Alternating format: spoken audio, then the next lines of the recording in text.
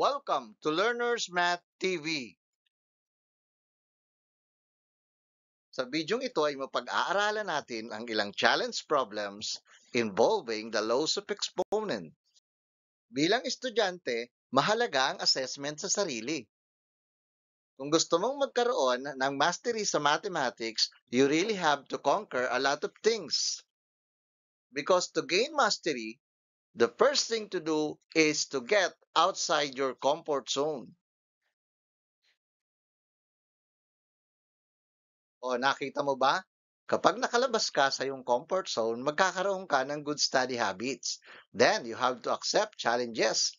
Then, kailangan, you must have consistency and then you can gain mastery and skills. Bilang estudyante, kung ikaw ay nasa level na kaya mo nang mag-accept ng mga challenges, ay maaari mo munang i-post ang video na ito. Hayaan mo muna ng iyong sarili muna ang mag-solve ng problem. And then later on, sa pagpapatuloy natin, makikita mo kung tama ang iyong solution.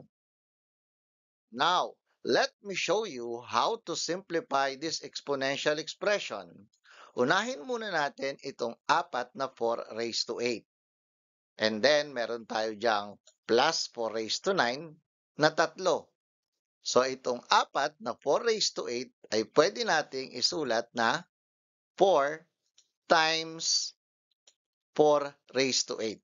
Kasi nga 4. And then, copy muna natin yung tatlong 4 raised to 9. Then now, by using the product of powers rule, a raised to m times a raised to n equals a raised to m times n. So, i-add lang natin yung mga exponent nila and then magiging 4 raised to 9. Yung representation ng 4 times 4 raised to 8. And then, ilang 4 raised to 9 na meron tayo? Meron na tayong 4 na 4 raised to 9. So, ang gagawin natin dyan, isi-simplify natin uli. So, magiging 4 times 4 raised to 9. And since meron uli ang exponent dito na 1, we can apply product of powers rule. Ang magiging simplified and final answer natin dyan is 4 raised to 10. Ayan. See? So, kung tama ang iyong ginawa, congratulations sa'yo. Let us continue learning. For our second problem, let us simplify 2 raised to 18 times 3 raised to 27. Pero kung gusto mo uling i-accept ang challenge, pwede mo munang i-post ang video and then later on, we will see kung tama ang iyong solution. Gamitin natin yung power of a power rule. A raised to m raised to n is equal to a raised to m times n. So, ganyan ang gagawin natin dito sa ating given.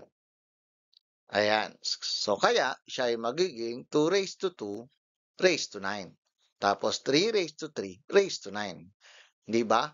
2 times 9 is 18 and then 3 times 9 is 27. Just by following the power of a power rule. Now, next is simplify natin. Yung 2 raised to 2 magiging 4 at yung 3 raised to 3 magiging 27. Because 3 times 3 times 3 is equal to 27.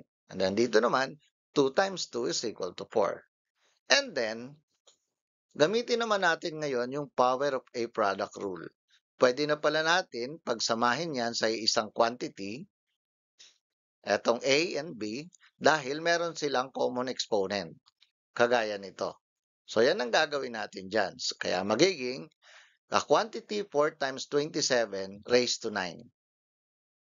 And then, since ang 4 times 27 ay equal siya sa 108, ang ating magiging final answer is 108 raised to 9. O, tama ba ang iyong solution? Tama ba ang iyong final answer? So, kung tama, let us again continue learning.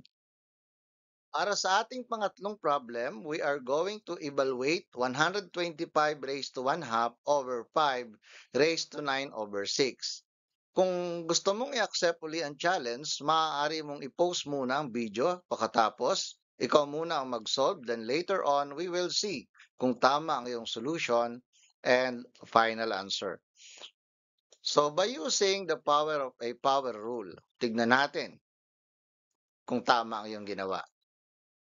A raised to m raised to n is equal to a raised to m times n.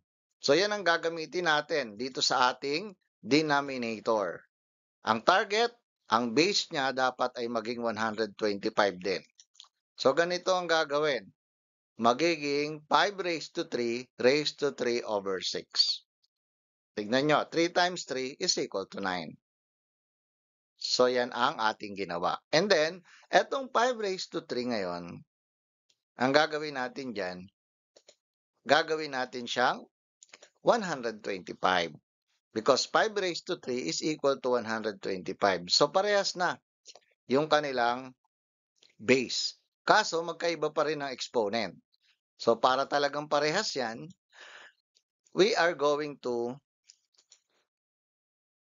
get the equivalent fraction of 3 over 6. And the equivalent fraction is 1/2 or the lowest term, the lowest equivalent fraction. And then, maaari na natin siyang express as 125 raised to 1/2 divided by 125 raised to 1/2. So, by using the quotient of a power rule,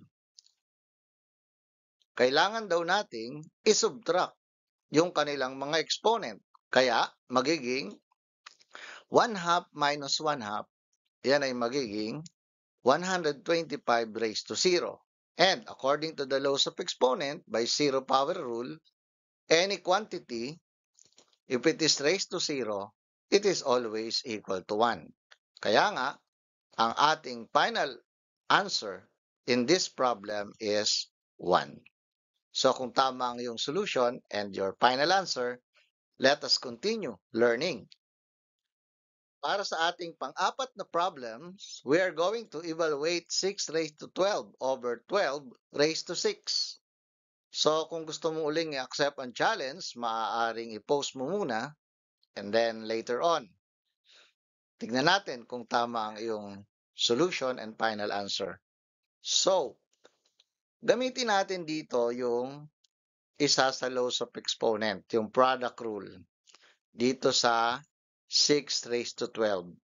Yan ay magiging 6 raised to 6 times 6 raised to 6.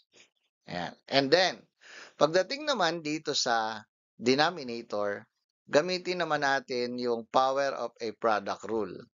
Yung 12 raised to 6, yan ay magiging 6 raised to 6 times 2 raised to 6.